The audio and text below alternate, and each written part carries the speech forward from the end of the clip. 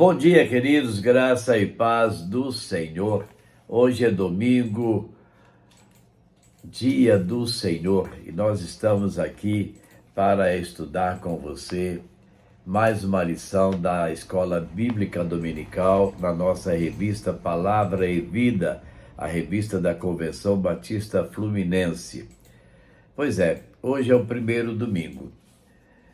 E o primeiro domingo é um domingo muito especial para cada um de nós, quando nós olhamos o início do mês e começamos a planejar o que vamos fazer nos domingos seguintes. Vamos à casa do Senhor, vamos adorar ao Senhor, vamos estudar a palavra de Deus, né? Pois é, a nossa lição de hoje é a lição de número 10, segundo Reis 2:9. A porção dobrada é o tema da nossa lição. Assim como a história do profeta Elias, que refletimos na semana anterior, a história do profeta Eliseu também é marcada por grandes experiências com o Senhor. Como sucessor do profeta Elias, ele herdou a autoridade espiritual do seu mestre e foi uma lâmpada que iluminava a luz do Senhor em um tempo de profundo obscurantismo pagão em Israel e Judá.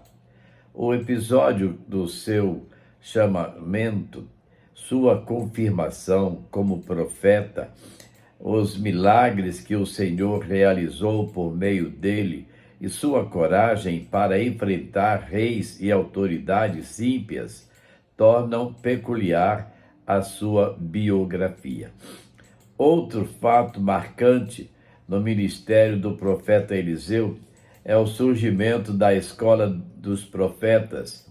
Seu ministério também é marcado pelas grandes transformações nos reinos do norte e do sul, e sua fidelidade a Deus em meio a esse caos social é marcante. Assim, nesta lição iremos refletir sobre o ministério deste outro grande profeta do Antigo Testamento e, a partir disso, extrair lições para as nossas vidas.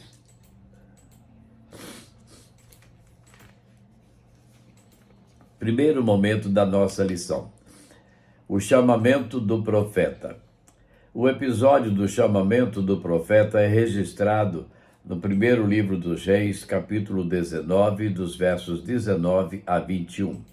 O profeta Elias o convoca para a missão profética enquanto Eliseu estava arando a terra.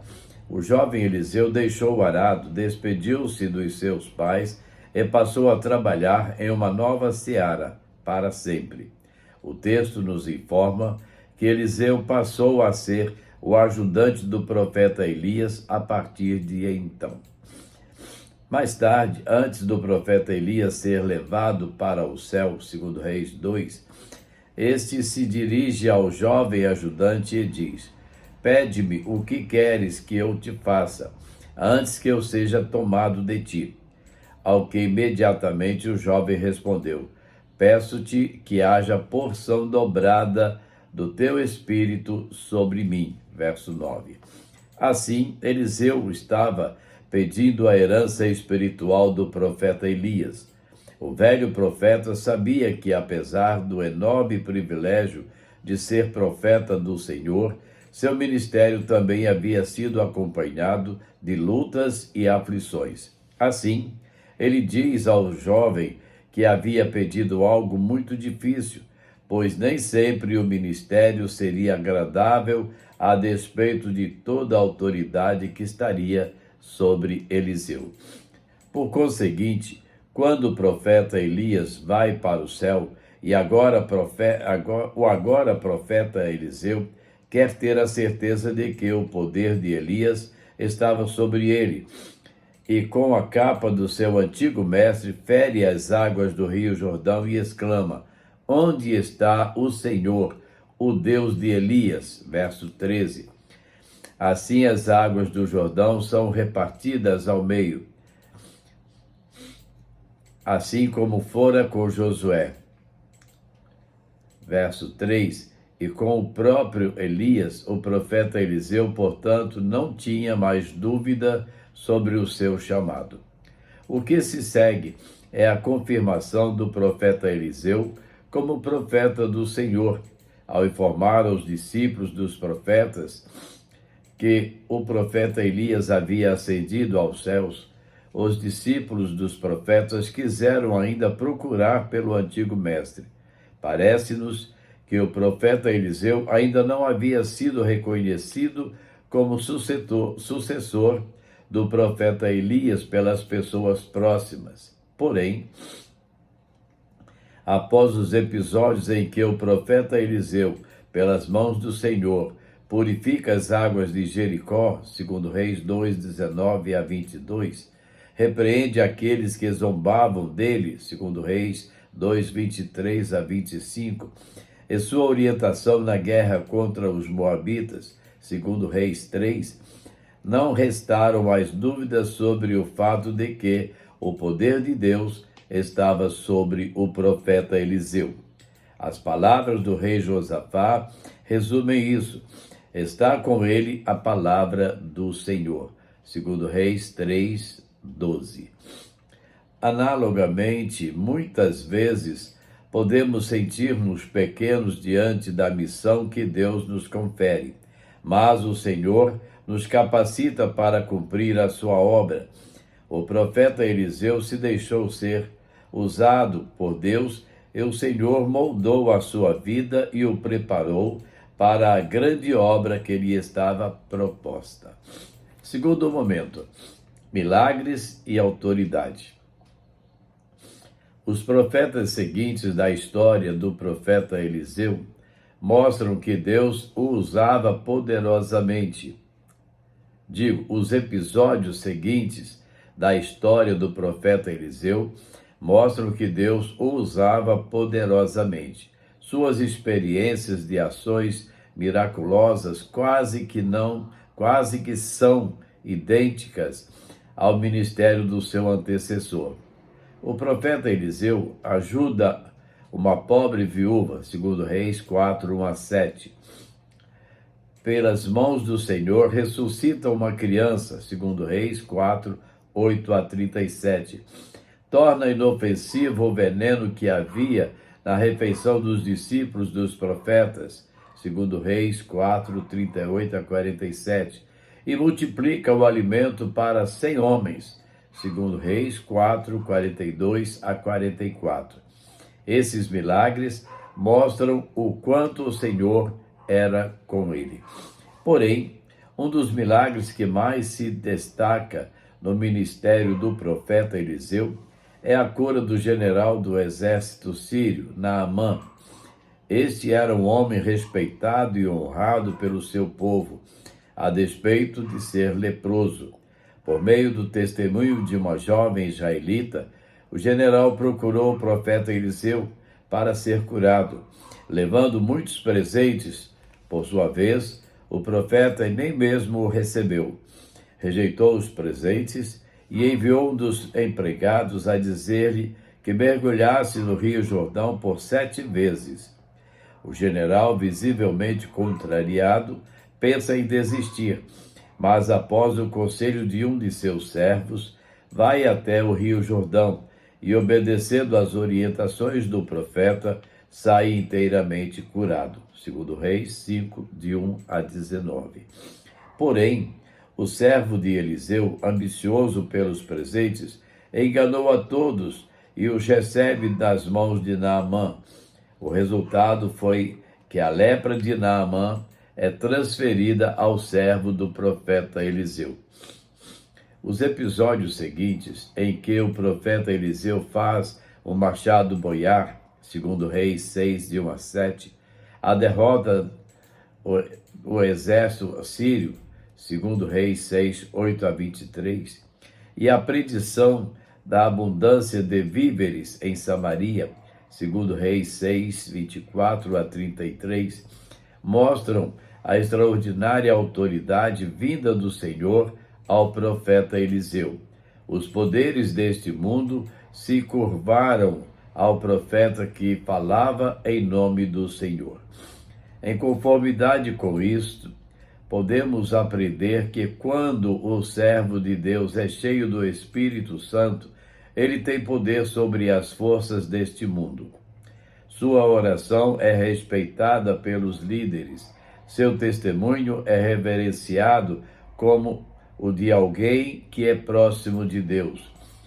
Não obstante, muitos querem ter a autoridade do profeta Eliseu, mas são poucos aqueles que desejam pagar o preço de ter a porção dobrada, isto é, herdar o preço de ter uma vida incondicionalmente consagrada ao Senhor. Terceiro momento, um legado especial. Por fim, o ministério do profeta Eliseu, assim como foi em toda a sua vida, é marcado por episódios muito marcantes. O testemunho de Geazi perante o rei sobre os feitos do profeta, segundo Reis 8:1-6, sua visita a Damasco, onde encontrou com Azael, e de forma comovente começou a chorar diante dele, porque sabia as coisas terríveis que este iria fazer com o seu povo de Israel. Segundo Reis 8:7-15. E especialmente o seu encontro com o rei Joás, segundo Reis 13:14-19, mostram o quanto aquele agora velho profeta amava o seu povo e havia sido uma lâmpada que iluminava a luz de Deus para um povo obstinado e mau. Ora, isso fica evidente no tom triste e confessional das palavras do rei Joás ao ver o profeta doente e perto de sua morte. Meu pai, o carro de Israel e seus cavaleiros. Segundo Reis 13:14. As mesmas palavras que foram ditas pelo próprio profeta Eliseu na partida de seu antecessor são ditas pelo rei a ele. O rei reconhecia ali que o profeta Eliseu era muito mais do que um simples homem sujeito às contingências das doenças e do tempo. Através do profeta Eliseu, Israel e Judá tiveram a força de Deus para vencer as batalhas e sujeitar os inimigos. Desse modo, aquele que começou seu ministério com as dúvidas naturais de todo iniciante, segundo Reis 12:14, no fim, era a autoridade maior do seu povo. Ele orientava ao rei Joás a disparar flechas para o lado da Síria para determinar o número de vezes que este iria vencer os sírios. De fato, o homem de Deus tem mais autoridade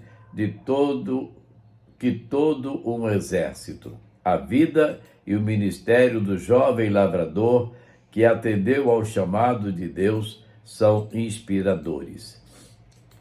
O texto de 2 Reis 13:20 nos informa que o profeta Eliseu morreu e foi sepultado. Contudo, houve ainda outro episódio marcante na história do profeta. A narrativa prossegue até o verso 24. Em um sepultamento, acontece um assalto de um grupo de moabitas. Assustados, os participantes do funeral lançaram o morto na sepultura do profeta Eliseu. Quando o corpo do morto tocou nos ossos do profeta, o morto reviveu e se levantou. Assim mesmo, depois de morto, o profeta ainda prevalecia como um extraordinário instrumento de Deus para trazer vida. Diante do tamanho legado do grande profeta Eliseu, nós devemos nos perguntar: como desejamos ser lembrados por aqueles que passam pela nossa vida? Também podemos nos perguntar sobre qual lembrança ficará mais marcante sobre nós para as próximas gerações. Interessante. Já pensou como você quer ser lembrado? Um homem bom, pacífico, manso, ou um homem arrogante, encrenqueiro, mau? Pense nisso, né? Conclusão. Aprendemos hoje sobre a vida e a obra de um importante servo do Senhor, o profeta Eliseu. Sua disposição em ouvir a voz do Senhor, o reconhecimento de todo o povo de que Deus o havia designado como profeta, os feitos extraordinários que o Senhor realizou por meio dele e sua ousadia santa para enfrentar reis e autoridades ímpias, tornaram a sua biografia inspiradora. Para pensar e agir. Primeiro, você sente o chamado do Senhor para uma obra específica? O que falta para atender a esse chamado? Segundo, você sente que Deus tem confirmado o seu trabalho em sua obra? E, finalmente, como você deseja ser lembrado pelas próximas gerações? São perguntas para que possamos refletir em que resposta vamos levantar acerca delas. Vamos orar? Nosso Deus, nosso Pai, estamos, Deus, estudando mais um momento da Tua Palavra, agora sobre o profeta Eliseu, sobre a sua ousadia naquele pedido, quando ele pediu a Elias, o profeta, que lhe desse porção dobrada do Espírito do Senhor sobre ele, disposição para fazer a obra, para servir. E nós queremos, Deus, clamar ao Senhor que tenhamos disposição para fazer a Tua obra, disposição para trabalhar no Teu reino, prontidão para Te ouvir e seguir aquilo que o Senhor nos ordenar. Ajuda-nos, ó Deus, na nossa caminhada. Fica conosco, Senhor. Esteja perto de nós, ó Deus, para sentirmos bem de perto a Tua presença, a nos fortalecer. Abençoa as Tuas igrejas, abençoa os ministérios das Tuas igrejas, abençoa as nossas vidas, Deus. Perdoa, Senhor, os nossos pecados. Nós queremos, Deus, clamar ao Senhor pelas nossas famílias, pelos nossos filhos, pelos nossos netos, em particular pela nossa bisneta, que o Senhor esteja abençoando a sua vida, restaurando, ó Deus, a sua saúde e fortalecendo, ó Deus, o seu viver a cada dia. Dê sabedoria aos seus pais para educá-la, para criá-la, Senhor. E fica, Deus, com cada um de nós. Nós oramos, nós agradecemos, no nome santo e doce de Jesus. Amém. E assim, nós vamos a mais uma melodia, não é? Mais de Cristo.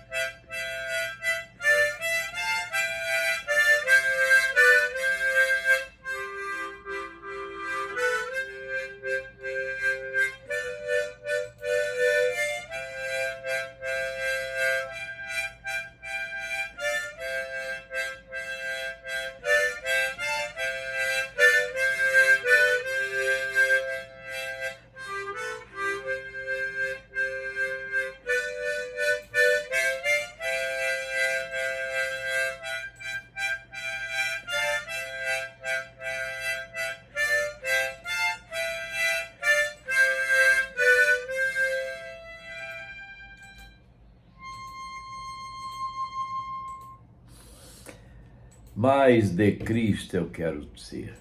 Precisamos ser mais e mais de Cristo. Servos dedicados ao Senhor. E assim, queridos, estamos chegando ao final de mais uma EBD com você, a Escola Bíblica Discipuladora aí no seu lar, para que você cresça na dependência do Senhor, que você aprenda a ser um servo do Senhor, pronto para fazer aquilo que agrada ao Senhor. Hoje é domingo, dia de estar na casa de Deus, que você possa passar esse dia alegre com a sua família, que você possa viver momentos agradáveis na presença do Senhor, e não se esqueça logo mais de estar na casa de Deus para ali adorar ao Senhor, no momento de celebração ao Senhor. Você pode estar na igreja mais perto da sua casa, ou você pode estar ali na primeira igreja batista de Itaperuna, na Avenida Cardoso Moreira, 691. Esperamos por você ali, e que Deus abençoe a sua vida. E amanhã, se Deus nos permitir, estaremos de volta com mais uma devocional com você, no seu lar, no seu trabalho. Amém?